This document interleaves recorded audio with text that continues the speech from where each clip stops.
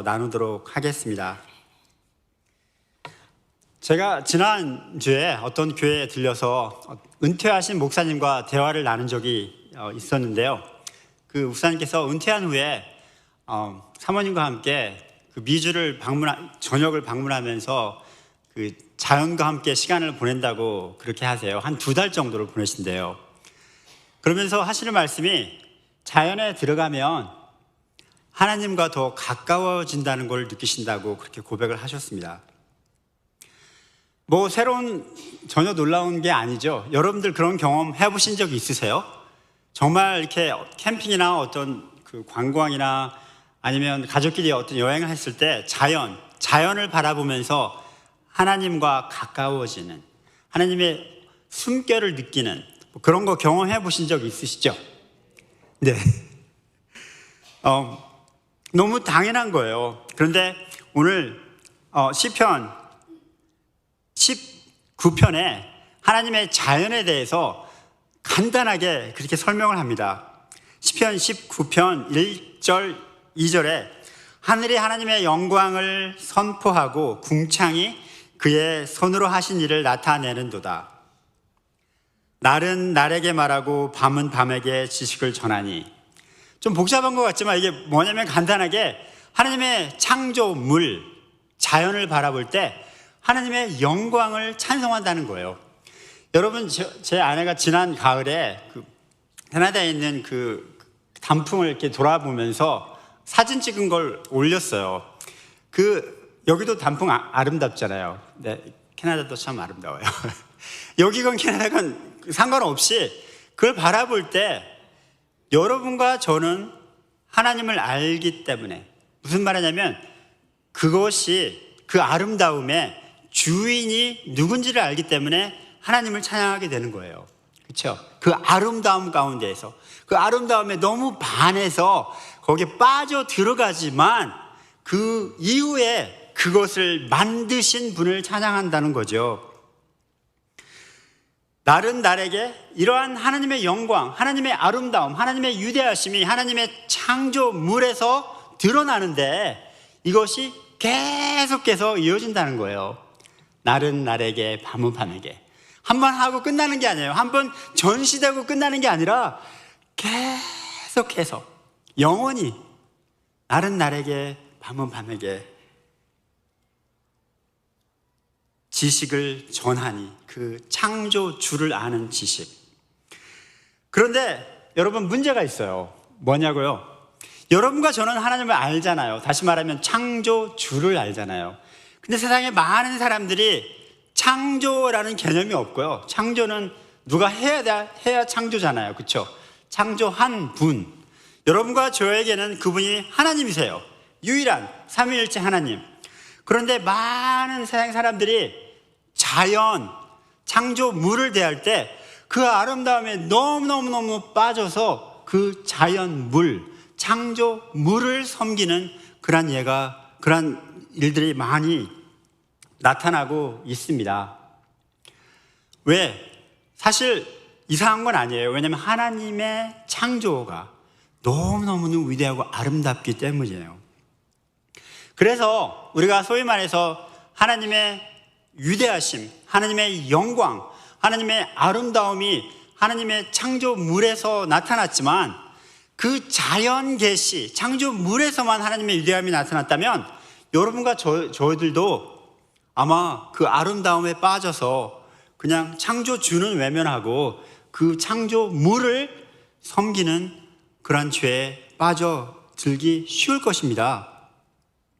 그래서 하나님께서는 하나님이 창조한 자연물, 이 위대한 너무너무 아름다운 자연물에 하나님의 영광을 선포하는 것뿐만 아니라 우리에게 특별 계시인 하나님의 말씀을 주신 것입니다.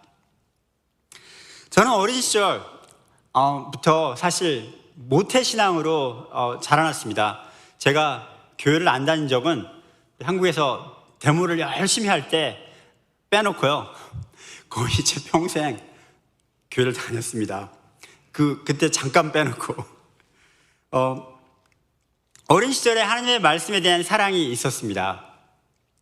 전 주일학교 그 기억이 너무너무 아름다워요. 그래서 여러분들 여기 주일학교 봉사하시는 분 계시잖아요. 그분들 참 잘해주세요. 제가 지금 50대 후반이 됐는데 어렸을 때 배웠던 그 말씀이 지금까지 저한테 살아서 움직이고 있어요. 잊혀지지가 않아요. 제 가슴속에 깊이 깊이 박혀 있어요. 그렇게 위대한 사역이 바로 주일학교 사역인데요. 어렸을 때 저한테 예수님은 저에게 가장 좋은 친구였고, 또 인연주일학교를 통해 배운 그의 말씀은 저의 어린 시절의 반석이 되었습니다. 어린 시절의 반석이 뿐만 아니라 청년이 되고 또 이제 중년이 되고 또 중년 이후가 된 이후에도 반석이 되고 있죠.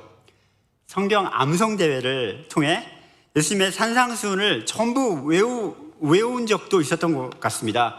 그런데 외웠는데 앞에 나와서 이렇게 암송하다가 갑자기 막혀서 벌벌벌벌 떨고 얼굴이 빨개지면 저희 주일학교 선생님이 저한테 와서 영수야 괜찮아, 잊어버려도 돼, 그러면 다시 생각나서 맞췄던 그런 기억들이 아주 생생하게 살아 있습니다.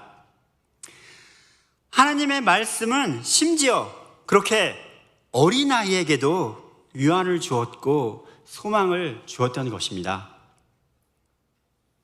유년 주일학교 시절에 가지고 있었던 그 질문이 있었습니다. 참 어린아이가 어떻게 그런 질문을 했는지는 모르겠습니다. 한 번밖에 없는 삶. 너무 이상하잖아요. 초등학교 학생이. 그런데 알았어요. 정말 알았어요. 한 번밖에 없는 삶을 그냥 이렇게 잠깐 있다가 없어지는 것에 나의 삶을 투자하지 않고 영원한 것에 투자하고 싶은 그런 열망이 있었습니다. 그런데 성경 말씀을 보니까, 하나님의 말씀을 보니까 마태복음 24장 35절에 이런 말씀이 나와요. 천지는 없어질지언정 내 말은 없어지지 아니하니라. 그래서 제가 어렸을 때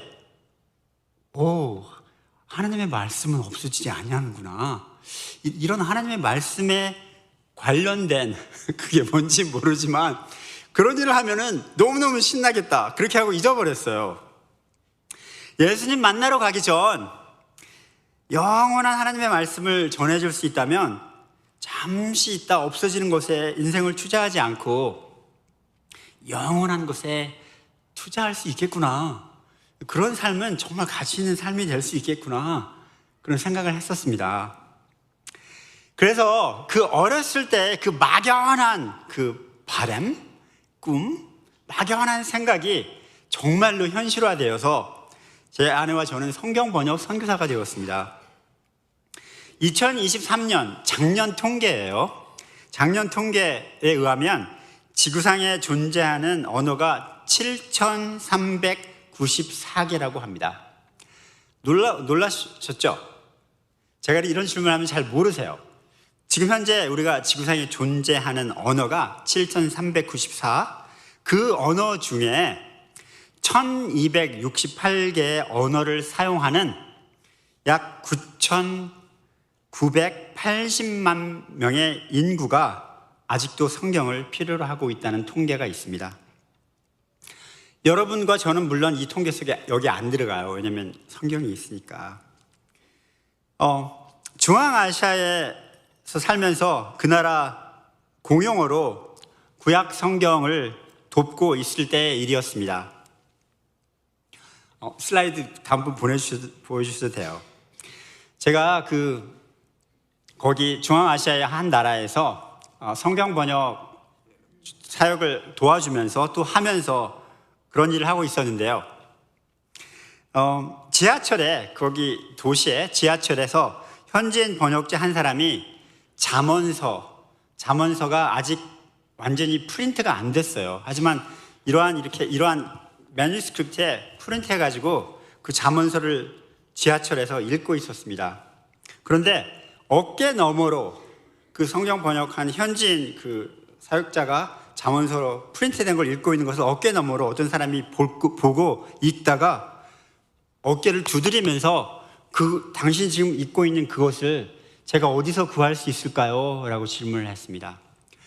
회교권 나라이기 때문에 물론 예수를 이야기하고 그러기가 참 어려운 환경인데 잠언서, 지혜의 말씀 잠언서를 읽고 있는데 어떤 사람이 그거 나도 좀 구할 수 있을까요? 라고 질문했다는 것입니다. 그 다음날 그 현지인 그 번역자가 저희 팀으로 돌아와서 있었던 일을 나누며 정말 우리가 즐거워했던 그러한 기억이 납니다. 그래서 그 일이 있은 후에 어느 날 그 일과를 마치고 집에 돌아오는데 어두운 겨울 그 보슬비가 내리는 그 밤에 그걸 생각하면서 그래, 지하철에서 성경으로 프린트 되지도 않는 이러한 종이에 프린트해가지고 읽고 있는 그 말씀 아직도 조금 더 확인해야 되고 더 확인해야 되고 그런 과정도 안 거쳤는데 그걸 보면서 이걸 어디서 나도 구할 수 있을까요? 라고 하는 그 영원한 말씀 빨리 전해야지. 그러면서 걸어오는데요, 한 발짝 한 발짝 그 뛰는 그 걷는 걸음이 마치 스프링 이렇게 용수철을 달고 이렇게 하늘에 들락달락하는 너무 희열감을 느끼면서 그러한 것을 경험한 적이 있습니다.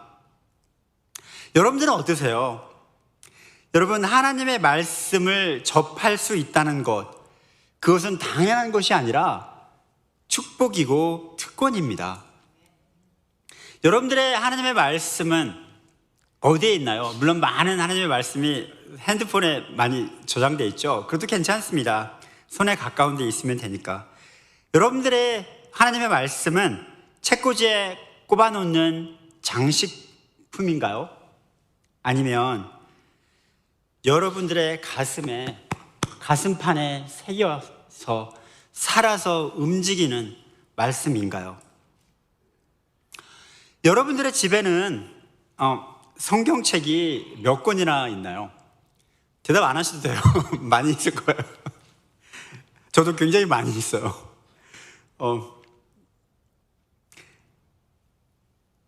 시편 119편, 오늘 읽은 시편 119편 말씀에 그 하나님의 말씀이 하나님의 말씀에 대해서 표현한 대목입니다. 그래서 지금 한 대목 한 대목, 한 구절 한 구절 여러분과 같이 하나님의 말씀에 대해서 시편 119편은, 그러니까 하나님의 말씀은 어떻게 표현하나, 뭐라고 말씀하나를 같이 한번 살펴보겠습니다. 첫 번째로 법이라고 말합니다. 시편 119편 97절에 내가 주의 법을 어찌 그리 사랑하는지요, 내가 그것을 종일 작은 소리로 읊조리나이다.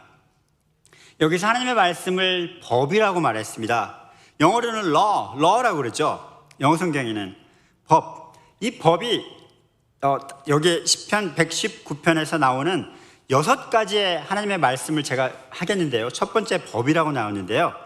그 6가지의 표현이 조금씩 의미가 있어요. 다른 의미가.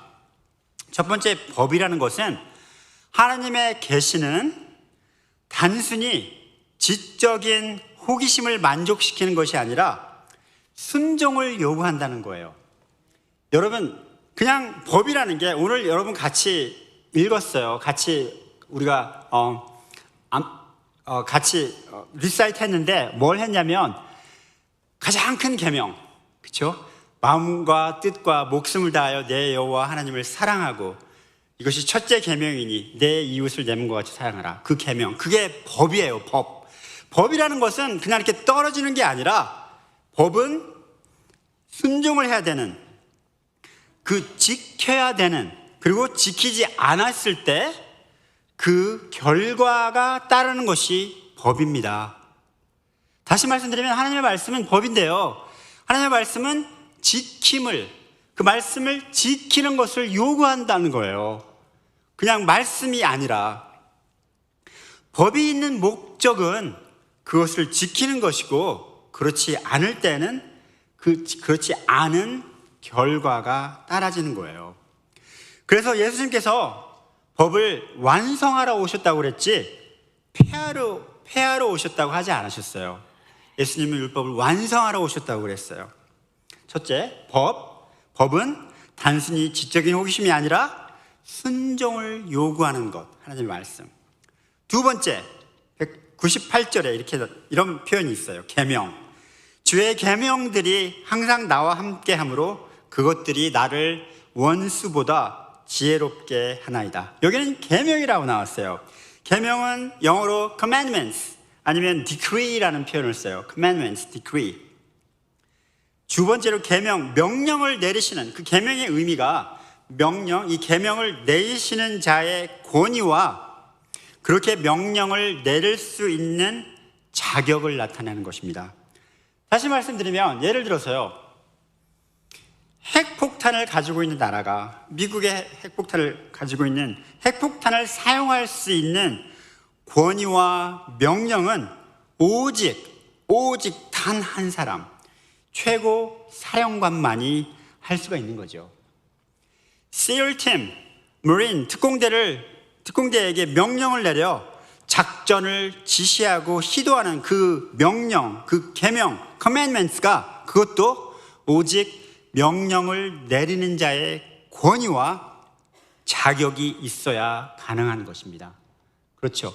하나님의 말씀은 누가 하느냐에 따라 하나님께서 하셨기 때문에 마치 커맨더 인 치프, 최고 사령관이 작전을 내리듯이 최고 사령관보다 비교할 수 없는 인간이 아닌 온 우주를 창조한, 온 우주 만물을 창조하시고 지금도 지배하시고 지금도 운행하시는 여러분과 나를 우리의 모태에서 신묘막측하게 놀랍게 창조하신 그분이 내린 계명이라는 거예요.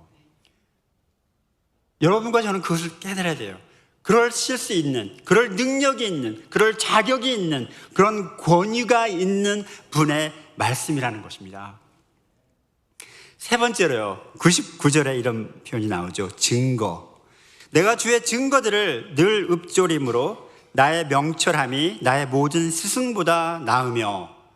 여기는 하나님의 말씀을 증거라고 표현해요. 증거, 영어로는 statue 이런 표현을 쓰는데요. 이게 뭐냐? 하나님의 말씀은 돌판이나 두루마리에 새겨진 그런 하나님의 말씀, 그 말씀은 곧 하나님의 말씀이 영원하다는 거죠. 증거, statue. 잠깐 있다 사라지는 것이 아니라 하나님의 말씀. 시편 기자가 주의 증거들을 늘 읊조림으로 할 때 그 증거라는 의미가 당신의 말씀은 그냥 오늘 나한테 필요한 게 아니라, 그리고 내일 없어지는 게 아니라 영원히 있는 것입니다 라고 고백하는 겁니다. 그게 증거입니다. 세 번째. 네 번째, 119편 100절에 이런 표현이 있어요. 법도. 주의 법도들을 지킴으로 나의 명철함이 노인보다 나으니이다. 이 법도 precepts라고 하는 건데요, 이 법도는 뭘 의미하냐면 하나님의 말씀 아주 상세하고 섬세하게 인도하시는 하나님의 말씀을 의미합니다. 무슨 말인가요? 무슨 말씀인가요? 그게 뭐냐면 하나님께서 모세에게 자세한 내용을 말씀하셨어요. 자세한 내용을 지시하셨어요. 그게 바로 하나님의 법도라는 거예요. 또 얘가 너무나 많지만 또 좋은 예 중에 하나는 하나님께서 노아의 방주를 지으라고 할 때 아주 상세한 법도, 프리셉을 말씀하셨어요. 그 measurement, 그 수치까지 정확하게. 이 하나님의 주의 그러한 정확한 법도를 지킴으로 나의 명철함이 노인보다 나으니이다 라고 시편 기자는 고백하는 것입니다. 여러분 놀랍지 않아요? 여기 네 번째인데 조금 더 있어요. 다섯 번째, 여섯 번째, 두 번 남았는데 하나님의 말씀은 우리가 애매모호하게 우리가 잘 모르겠는데요. 물론 모르는 것도 있어요. 그럼 목사님께 물어보시고 서로 연구하면서 기도하시면서 사세요. 하지만 많은 경우 우리의 삶과 우리의 인생을 살아가는데 정확무호하게 하나님께서는 자세하게 말씀을 통하여 또 귀로 들려주는 다른 사람들을 통하여 말씀하시는 겁니다. 애매모호하고 이상하게 하시는 것이 아니라 정확하게, 그게 바로 법도, 주의 법도, precepts, 상세하고 섬세하게 인도하시는 하나님의 말씀을 의미하는 것입니다. 다섯 번째로 그냥 말씀, 내가 주의 말씀을 지키려고 발을 금하여 이렇게 표현을 쓰는데요. 가장 보편적으로 사용하는 거죠. word of God. 그렇죠? 말씀. 가장 보편대로 사용하고 있는 하나님의 말씀인데, 마지막 6번째로 규례라는 표현을 씁니다. 규례. 102절에 주께서 나를 가르쳤으므로 내가 주의 규례들에서 떠나지 아니하였나이다.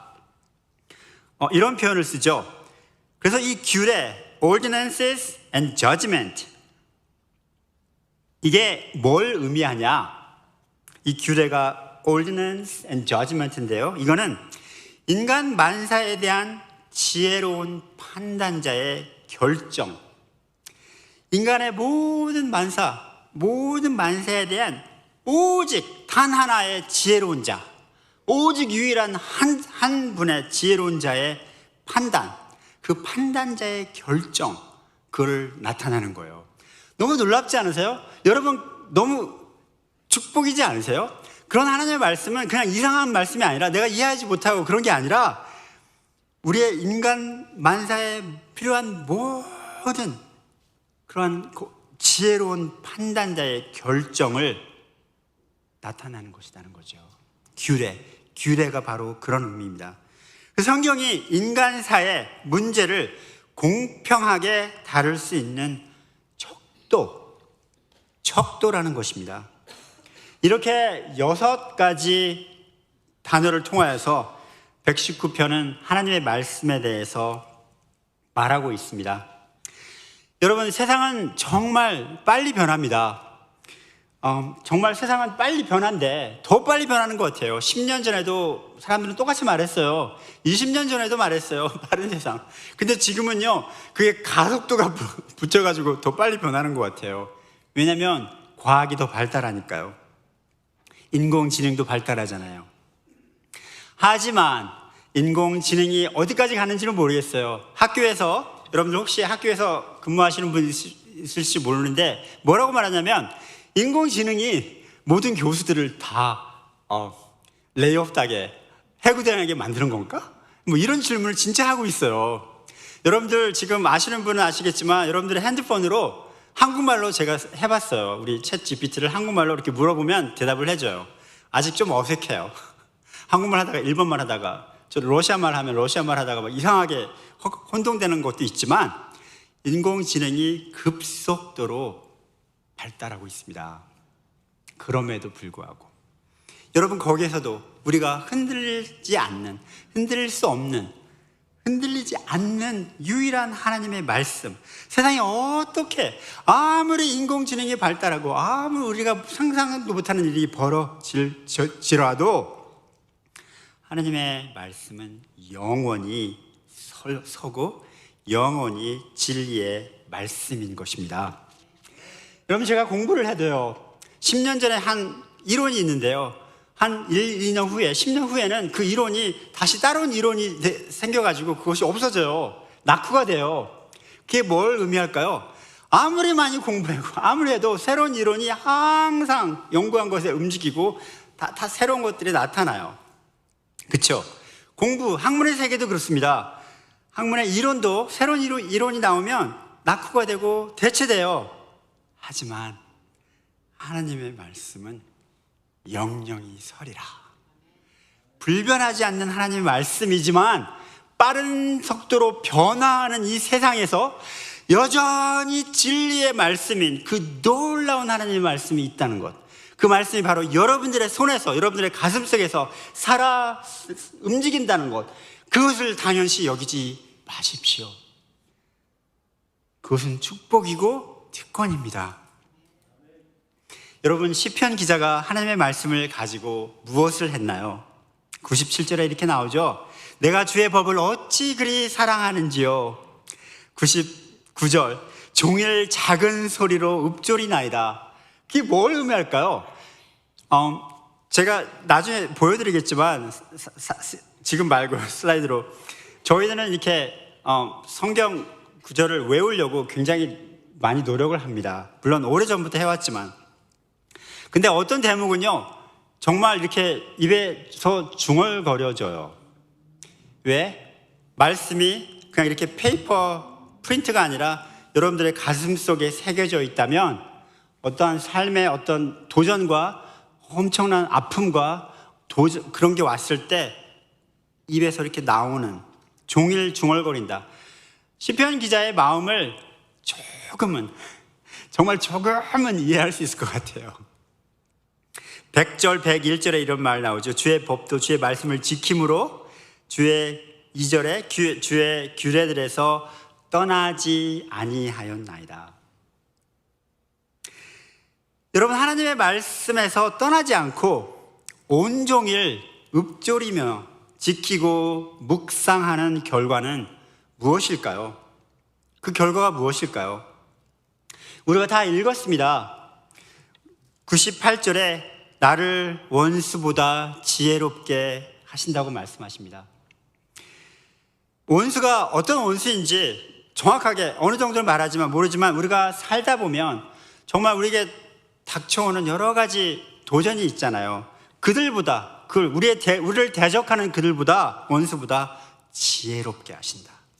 나의 스승보다 명철하게 한다. 명철함이 노인보다 더 나으니이다. 여러분, 정말 죄송합니다. 같이 우리는 모두가 나이가 들어가는 상황인데요, 나이가 단순히 많다고 해서 꼭 그게 명철하다는 의미는 꼭 아닌 것 같습니다. 젊은 사람도, 나이가 우리보다 더 어린 사람도 우리보다 지혜로운 대목이 분명히 있는 것이죠. 우리가 배울 수 있는 대목도 있는 것이죠. 하나님의 말씀이, 명철함이 노인보다, 인생을 단순히 더 많이 살았다고 해서만 얻어지는 그러한 것보다 더 나으니이다 라고 말씀하시는 겁니다. 그래서 하나님의 말씀은 지혜와 명철함을 가져온다는 것이지요. 전도서, 제가 좋아하는 성경 말씀 전도서입니다. 왜냐하면 하나님을 모르는 사람들이 말하는 것과 너무너무 동의해요. 헛되고 헛되도다. 그렇죠? 그 말하면 많은 사람들이 공감해요. 그리고 제일 마지막에 12절에 모든 것이 헛되지만 그래도 이래 모든 결국 발이 빠르다고 경주에서 이기는 것도 아니고 공부를 많이 했다고 월급 더 많이 받는 것도 아니고, 물론 그 성경에 안 나오지만 제가 해석했어요. 정말 열심히 노력한다고 해서 꼭 그 성공하는 100% 그게 보장되는 게 아니잖아요. 제가 지금 해석해서 하는 거예요. 그런데 마지막에 일의 결국을 다 들었으니 하나님을 경외하고 그의 명령, 그렇죠? 명령이 뭐예요? 말씀이죠. commandment. 그의 명령들을 지킬지어다. 이것이 모든 사람의 본분이니라. 그런 결론을 내리는 거죠. 결론적으로 말씀을 드리겠습니다. 약 한 10년 전에 워싱턴 포스트에 이런 기사가 있었습니다. 바나 그룹이라고 하는 그 리서치 단체가요, 미국인들의 88%가 성경의 집을 가지고 있대요. 지금 현재 여기 유나이티드 스테이트 오브 아메리카, 이 땅에 살고 있는 사람들의 88%, 굉장한 숫자예요. 굉장한 퍼센테이지예요. 미국의 대부분의 집에는 성경책이 한 권 이상이 있고요, 약 4분의 1 정도는요, 25% 5권 이상이 있대요, 성경이. 그런데 시편 기자가 마지막에 103절 그 이하에 뭐라고 말하냐면요, 주의 말씀, 책꽂이 꼽아놓은 그런 말씀이 아니라 살아서 움직이는, 정말 손때가 묻어있는, 여러분들의 그 디바이스로, 스마트폰으로 한다면 그것이 정말 많이 넘겨가지고 정말 유리가 닳아질 정도로 살아있는 그 말씀이 맛이 내게 어찌 그리 단지요, 내 입에 꿀보다도 더 다니다 라고 말씀합니다. 여러분은 성경책을 멋있게 집에 보관하고 계십니까? 아니면 손때 묻어 헤어졌지만 계속해서 읽고 암송하고 마음판에 새기고 계시나요? 그래서 결국은 그 말씀에 순종하고 낮에도 밤에도 아침이나 저녁에나 집에 나아갈 때나 들어올 때나 항상 여호와의 율법을, 말씀을 주야로 묵상하시나요? 우리가 주의 말씀에 귀 기울이고 순종할 때 그분과 동행하는 관계에 들어가게 되는 것인데요.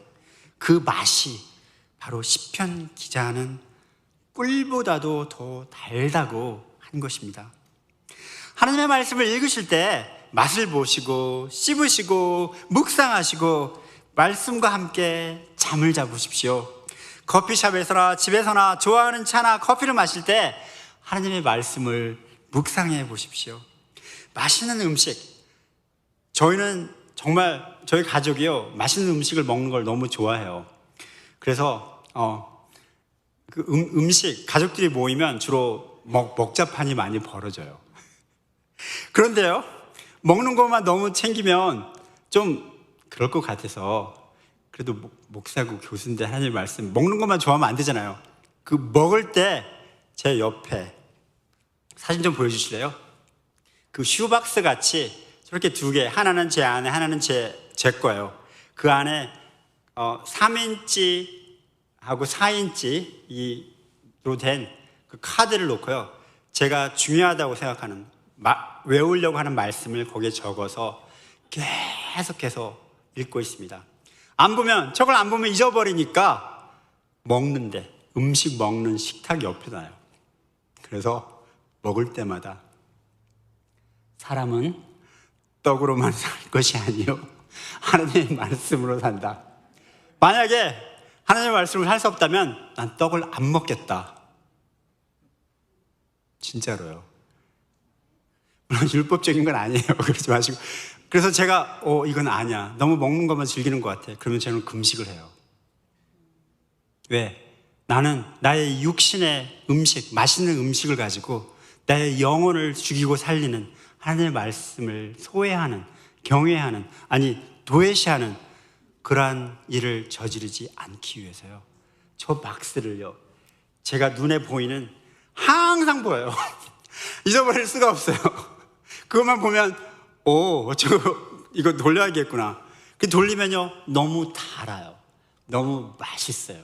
그리고 정말 하나님께서 은혜를 베푸셔서 저희의 삶에 도전하고 있는 그런 것들을 직면할 수 있는, 아니 단순히 직면이 아니라 넉넉히 이길 수 있는 그 힘을 말씀을 통해서 주십니다. 여러분도 한번 같이 해보시지 않으세요? 저런 박스요, 저기 스테이플스에 가면 구할 수 있어요. 그래서 적어가지고요, 먹는데, 안 그러면 잊어버리니까 먹는데 여러분 식탁 옆에 놓고요, 그래 나는 떡으로만 사는 게 아니야, 나는 하나님의 말씀을 살 거야 하고 해보세요. 오늘부터 해보세요. 마지막으로 시편 기자는 주의 말씀은 내 발의 등이요 내 길의 빛이니이다 라고 고백합니다.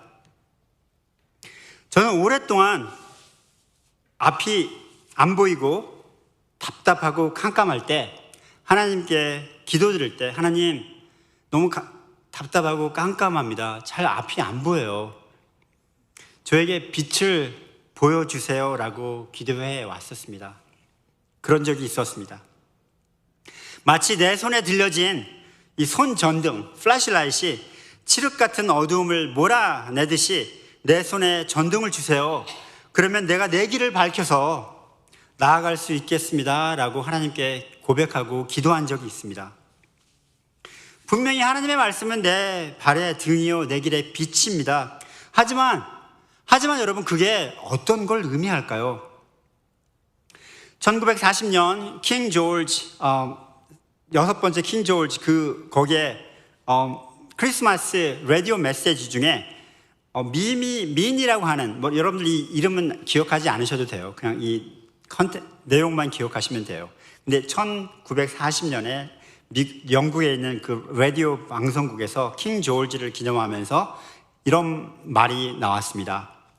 나는 세월의 문턱에서 서 있는 한 사람에게 내가 이 어두운 길을 안전하게 갈 수 있도록 나에게 빛을 주시오라고 말했습니다. 그런데 그는 나에게 이렇게 대답했습니다. 어두움 속으로 들어가서 당신의 손을 하나님의 손에 얹으십시오. 그렇게 하는 것이 당신의 손에 주어진 빛보다 더 더 낫고 안전할 것입니다. 여러분, 내가 내 앞을 밝히기 위해 빛을 달라고 구했지만 정작 나에게 필요한 것은 내 손에 있는 빛이 아니라 내 손을 주님의 손에 얹어 캄캄하고 사나운 길 가운데에도 안전하게 갈 수 있는 것입니다. 주님의 말씀은 내 발의 등이요 내 길의 빛입니다. 그런데 그 주님의 말씀은 정작 우리가 묵상하고 외우고 읊조리고 순종했을 때에 내 발의 등이요 내 길의 빛이 되는 것이지요. 여러분이 여러분의 손에 빛을 달라고 기도하시는 것이 아니라, 여러분 그러지 않으세요? 모르잖아요. 답답하잖아요. 울부짖잖아요. 하나님 좀 보여주면 좋겠어요. 내가 내 손에 이 등불이 있으면 좀 비추고 갔으면 좋겠어요.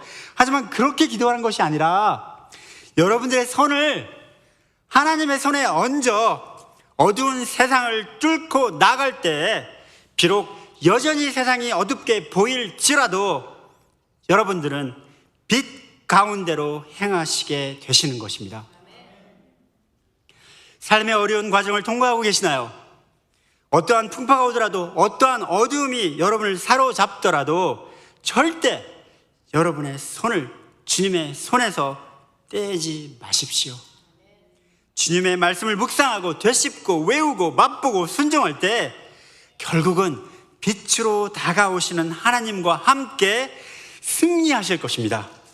그렇게 하루하루 순간순간 예수님과 동행하며 승리하시는 삶을 살아가시기를 주님의 이름으로 축원합니다.